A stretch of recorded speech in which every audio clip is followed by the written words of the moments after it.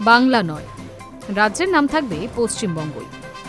ঐতিহাসিক গুরুত্ব ব্যাখ্যা করে পশ্চিমবঙ্গ নামেই শিলমোহর দিয়ে যাবতীয় বিতর্কের অবসান ঘটালেন মুখ্যমন্ত্রী শুভেন্দু অধিকারী। শুধু রাজ্যের নামই নয়, প্রকল্পের নামকরণেও যে তার উল্লেখ থাকবে, নবান্নে বাংলার বাড়ির নাম পশ্চিমবঙ্গ আবাস করে সেই বার্তাও স্পষ্ট করে দেন শুভেন্দু।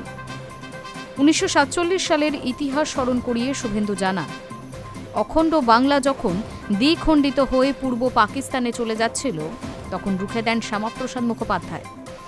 শুভেন্দুর কথায়, পশ্চিমবঙ্গ নামের পিছনে দেশভাগের ইতিহাস ও রাজ্যের সৃষ্টি লগ্ন জড়িয়ে রয়েছে। এই ইতিহাস বর্তমান ও আগামী প্রজন্মের জানা জরুরি। তাই রাজ্য মন্ত্রিসভায় সিদ্ধান্ত নিয়ে বাংলার বাড়ির নাম পরিবর্তন করে পশ্চিমবঙ্গ আবাস করা হয়েছে।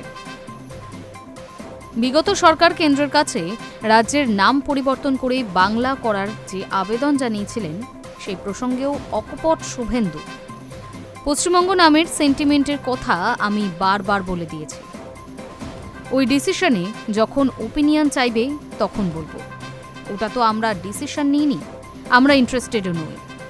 পশ্চিমবঙ্গ নামটার সঙ্গে অনেক কিছু যুক্ত রয়েছে। পশ্চিমবঙ্গ নামটা তুলে দিলে অনেক ইতিহাসকে মুছে ফেলা হবে। এই ইতিহাসকে মুছে ফেলার কাজ আমরা করতে পারি না। High News network.